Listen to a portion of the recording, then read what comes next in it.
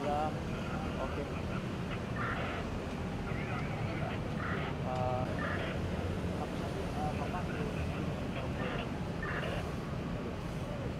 Kakak apa kabar?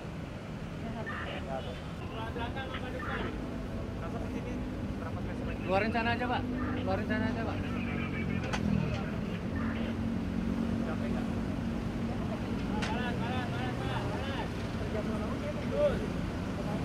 Kenapa? Oke, dia lagi. Salam tim kuasa hukum 02 kepada 03 sudahlah sekarang memang bagus tapi direkam tidak dipakai.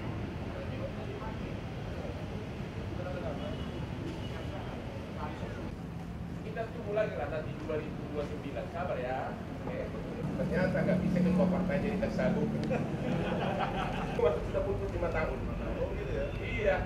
Aduh, ya udah deh, menteri hukum ya. Diusir menteri hukum ya.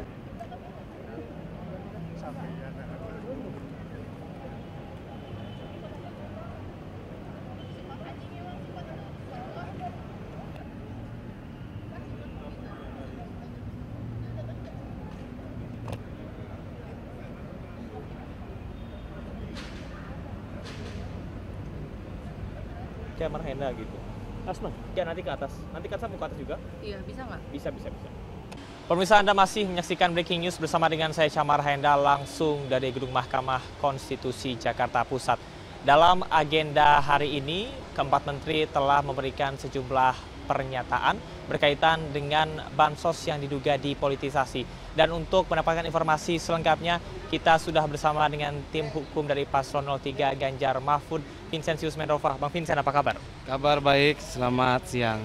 Bang Vincent, menurut Anda pertanyaan-pertanyaan yang digelontorkan oleh hakim, apakah sudah cukup mewakili baik dari pemohon 01 dan juga 03 terutama?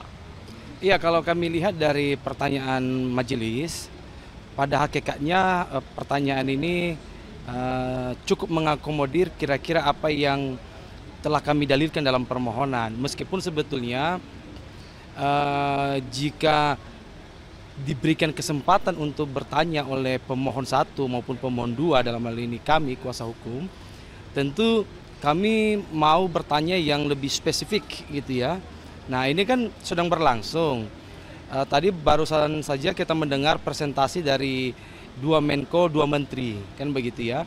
Lalu ada pertanyaan-pertanyaan dari majelis hakim.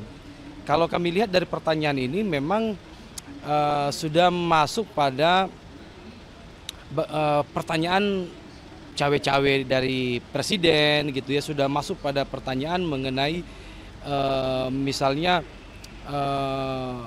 alokasi anggaran terhadap banyak lembaga yang berkaitan dengan perlindungan sosial dan bantuan sosial. Nah, ini kan kita sedang menunggu jawaban dari pihak 2 Menko dan 2 Menteri.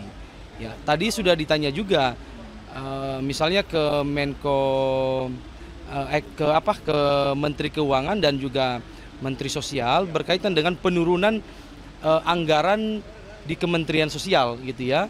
Dari tahun 2023 terjadi kurang lebih 8 triliun terjadi pengurangan dari 2023 ke 2024, dan ada alokasi anggaran untuk bansos soal El Nino ini kepada Badan Pangan Nasional. Nah, ini kan sudah mulai ada pertanyaan-pertanyaan tajam dari pihak majelis ya. Tentu ini sangat menarik, apalagi tadi disinggung juga oleh majelis Profesor Arief Hidayat berkaitan dengan di dalam situasi kritis ada pergantian kepala Bulog, Budi Waseso gitu ya. Nah, ini menarik memang, apakah ada irisan langsung antara pergantian kepala Bulog ini dengan kebijakan pendistribusian bansos gitu ya. Karena kita tahu sendiri dalam situasi krusial masa-masa kampanye ini ya, Bapak Presiden Joko Widodo itu selalu turun di lapangan ya, sangat aktif dan rajin terutama di basis-basis utama Ganjar Mahfud. Ya, kami melihat bahwa ini ada irisan yang sangat kuat antara pendistribusian bansos ini dengan masa kampanye gitu ya. Nah, karena kalau kita lihat dari fungsi-fungsi lembaga ini sebetulnya kan sudah ada lembaga yang sudah diatur ya. Siapa yang berwenang untuk mendistribusikan bansos ini.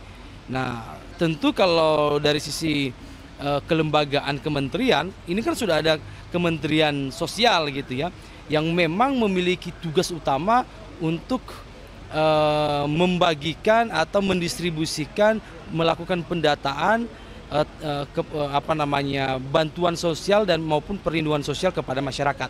Nah, ini kan yang terjadi malah sebaliknya, justru tidak dilibatkan Menteri Sosial dalam rangka pembagian itu. Justru yang hadir langsung adalah Presiden Jokowi. Artinya itu menimbulkan kecurigaan baru begitu dan pertanyaan baru mengapa Presiden yang turun meskipun sudah ada dari Menteri Sosial yang seharusnya bisa mengakomodir hal tersebut, begitu ya? Justru inilah persoalan utama kita gitu ya.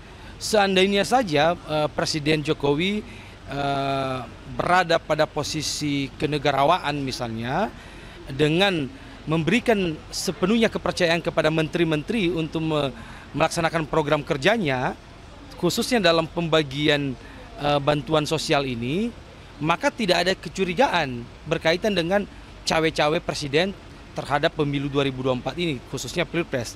Nah, apalagi misalnya ini irisan yang sangat kuat di mana ada menteri, misalnya Menteri Perdagangan Zulkifli Hasan gitu ya. Ya. Itu kan mencoba mempersonalisasikan bantuan sosial ini dengan Pak Jokowi. Kan begitu. Kan ada video yang viral soal itu kan.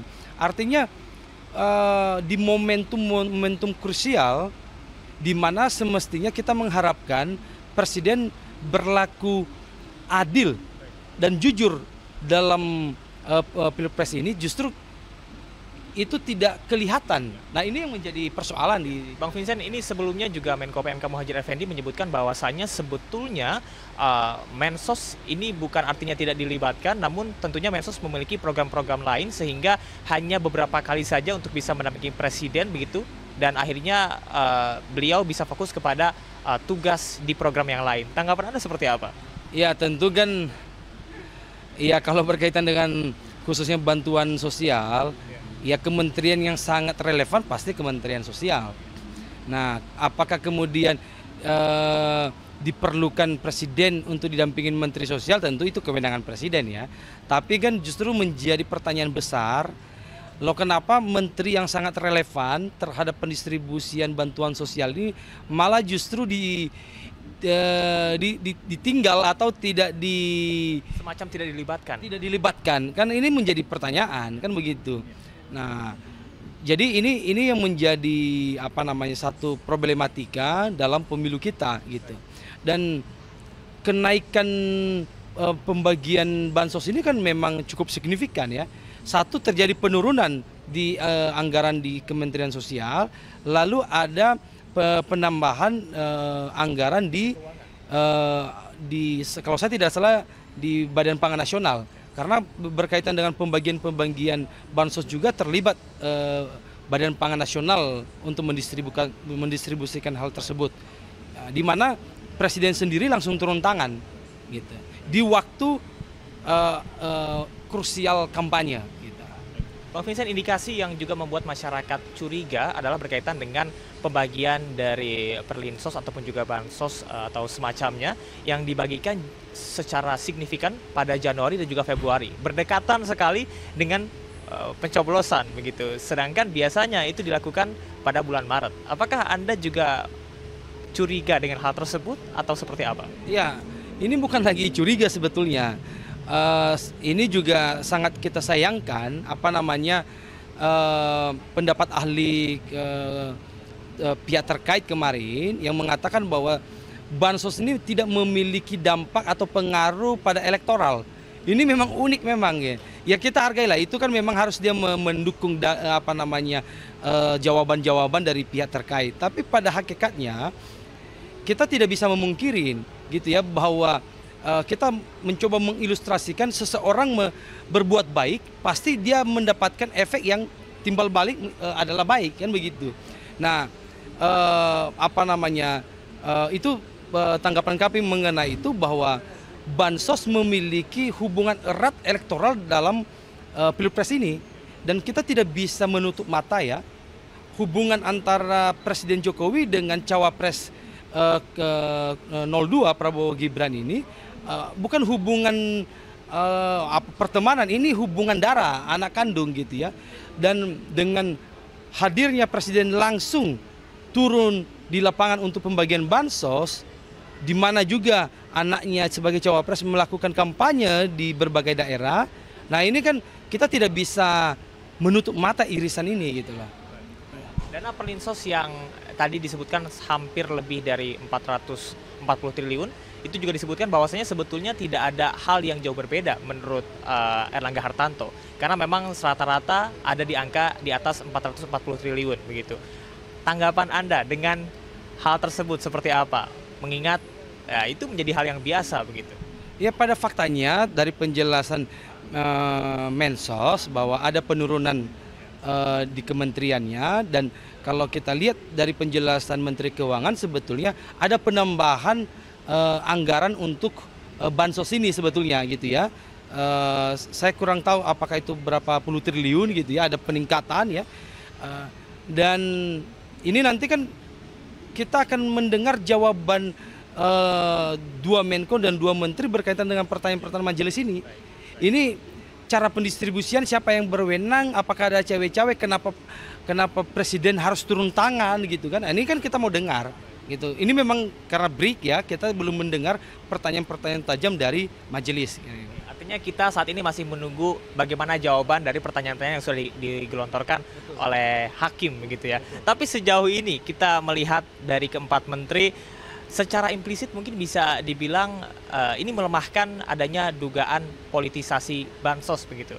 Nah, Anda melihatnya seperti apa? Apakah pernyataan-pernyataan dari para menteri ini seperti mencari aman begitu atau seperti apa? Karena kalau kita lihat salah satunya misalnya dari Menteri Keuangan Bu Sri Mulyani ini menyebutkan bahwasanya sebelumnya adanya peningkatan dari bansos itu 135% peningkatannya. Namun saat ini justru beliau mengatakan bahwasanya oh ini sudah disetujui oleh DPR gitu. Ya, kalau melihat dari presentasinya memang kan sangat normatif ya, bahwa memang bansos itu dilakukan legalisasi atau dikuatkan melalui peraturan perundang-undangan. Yang menjadi persoalannya adalah momentum pembagian itu di masa-masa krusial kampanye. Itu yang harus kita jaga gitu. Itu poinnya di sana sebetulnya.